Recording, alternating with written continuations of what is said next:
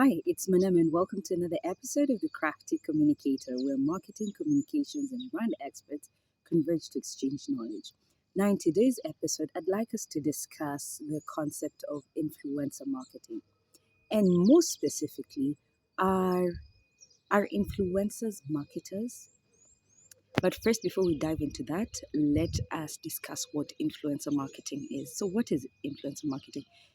Influencer marketing is when brands partner with an individual who has a high social following, a high social media following, in order to create awareness around their brand or to have a specific marketing objective to be achieved, right? So that's what influencer marketing is. And there are different types of influencers, right?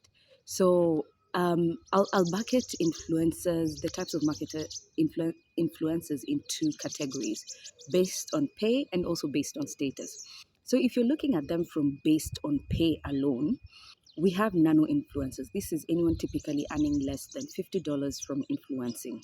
They have a growing social media following, maybe around 2,000 followers on social media, but they have the potential to rave up. Sometimes brand might use nano influencers because they want to do what?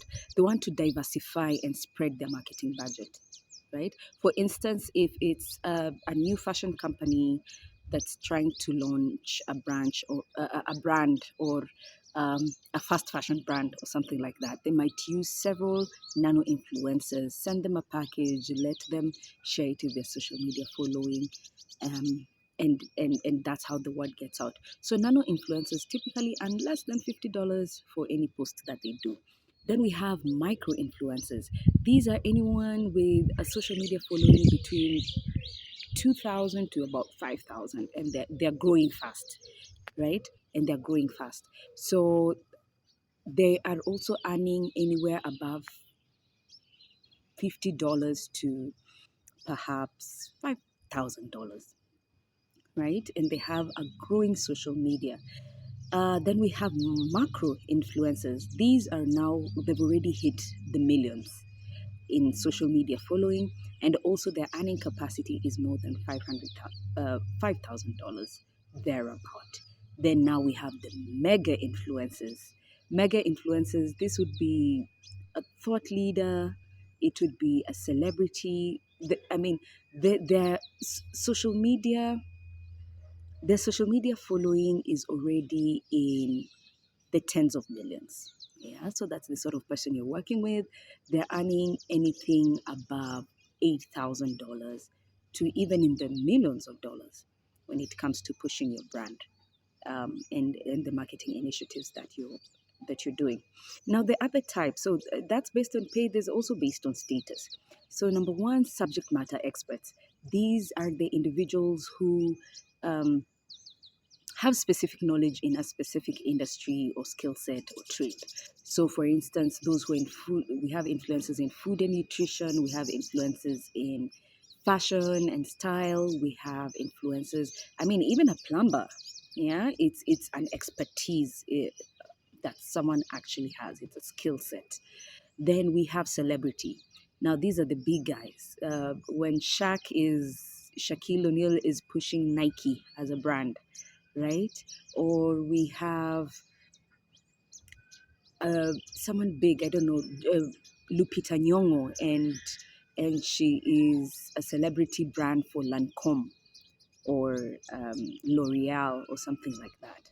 So we do have that level where we call them celebrity. Then we have individuals. These are just people who create content and have a high social media following. It could be mixed, it could be lifestyle, it could be dancing, it could be inspirational and motivational.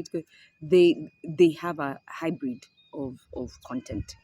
So once we now understand um, the types of influencers, what's the benefit really of working with an influencer?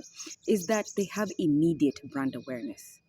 They create immediate brand awareness compared to what uh, a brand might try doing by themselves. So there's immediate brand awareness, there's an audience to consume it. Then the other thing is that they're cost effective. When you look at When you look at the different marketing tools that you could use, influencer marketing could be cost effective depending on what you're trying to push. So that's also an area to explore.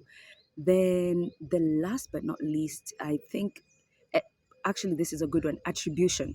You're able to attribute and track the impact the influencer has had on your brand. So for instance, if you're trying to push on revenue, right? Uh, a code, a special code, a coupon, a special link can be attributed to them, and you're able to track the traction that you've garnered from engaging with them and them engaging with your brand, right? So that's a good way to look at how you can benefit from an influencer. The other thing I wanted to talk about was, what are the benefits? What are really the benefits of working with an influencer? Number one, we already talked about, uh, sorry, not the benefits. We've already discussed the benefits. I think we want to talk about, how do I know I'm working with the right influencer? How do I know that I'm working with the right influencer? So number one, there has to be a brand fit.